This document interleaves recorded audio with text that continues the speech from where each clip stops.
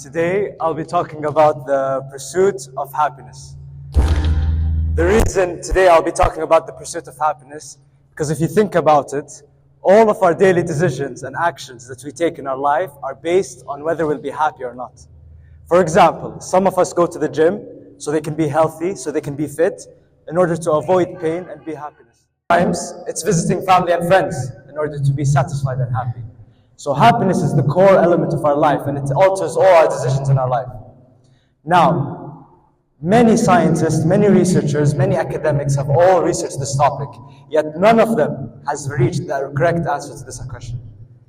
However, I can tell you there are a small business owner in Madrid that I've visited in my past vacation, told me a very insightful story. A story that speaks volumes and gives you insight of this true question. And today, I'll be presenting this story for you, and I hope it will be as valuable as it is to you as it was to me. The story begins in the coast of Russia, where a luxury yacht owned by a famous Russian business oligarch, where he invited all his friends, all the politicians, all the famous businessmen, and they gathered in this yacht. They ate some of the best fish that you could ever imagine. And once the oligarch tried the fish, he said that this was the most savory, delicious fish he's ever tasted in his entire life. And you could say that he was a connoisseur in seafood. He's tried seafood from all around the world, all the way north from Russia, south to South Africa, east to Japan, west to America. He's tried all sorts of fish. Yet he said that this was his favorite fish he tried. So he told his assistant after the party to ask the chef. The chef then asked the supplier. The supplier led him to the fisherman. The fisherman was in the south of France. So he traveled all the way from North Russia to the south of France to meet this fisherman. Once he saw the fisherman, he asked him, "May I speak to you? Do you have a second? Or are you in your break?" He told him, "No, don't worry about it. I only work from 6 to 8. The rest of the hours, I spend it with myself. In the mornings, I eat dinner with my wife. In the afternoon, I meet my kids. I play with my grandchildren. In the night, I go play guitar with my friends. And then I watch the sunset." So he told him, "How can you be this talented, this skillful, yet you only work 2 hours?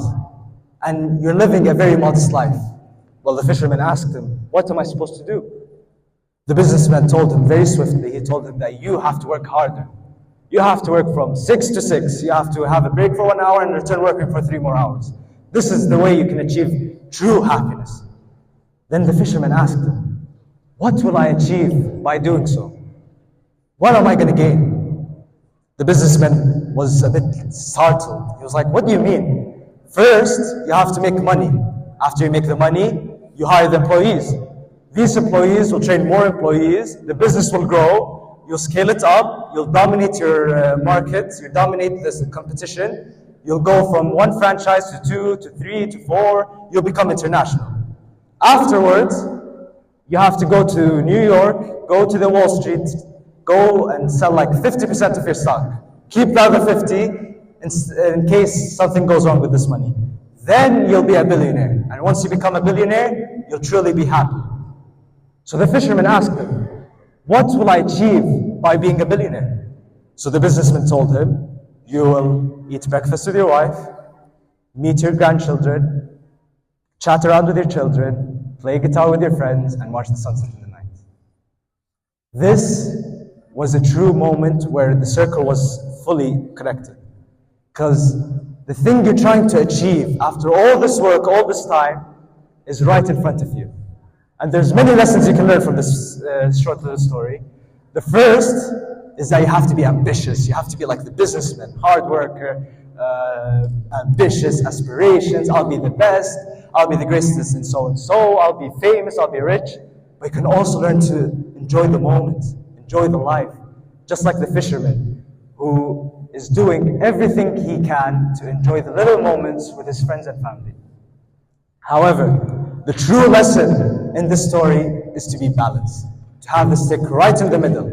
Because while being balanced, you can enjoy the little things in life, and you can also aspire to be great. Now, in the show of hands, how much of you are forced by your parents to be a doctor, to be an engineer, to be something you don't really want? By the show of hands. Quite a lot of you, I see. Like a lot of you are being forced to be something you don't really want. Now, how do you expect that you'll achieve greatness in this field, achieve greatness in this major, when you don't even like it? This is the problem that many of us are facing right now. And all of us, many of us students who are having very heavy decisions on our shoulders, that we're too young to decide what to become, which university to go to, what to do, what to be. Yet we have to make a decision, and it's all based on what our parents want, not what we want. And this is a true moment where you have to realize what you personally like, what you truly think you'll achieve the best version of yourself. Now, to back up my claim, because you probably might ask yourself, who is the 16-year-old that thinks he has all the answers? And I don't blame you. But I have two evidence from two very successful people. The first, Steve Jobs. What was his story? Steve Jobs used to wake up in the morning and look at the mirror, and he used to ask himself, am I loving what I'm doing or not? Because if he loved it, he'd continue on his day, eat his breakfast, go to work, and be passionately into what he's doing. But if he didn't, and if he didn't for some time, he'd ask himself another question. Should I continue doing this? Or should I change the field? Or should I aspire for new passions? And that's the question you should be asking for yourself. Another quote, this quote is the most influential to me, since I'm a sports fan by heart. And there's someone called Cristiano Ronaldo who gave a very famous quote.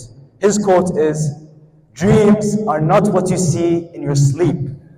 Dreams are what prevent you from sleeping.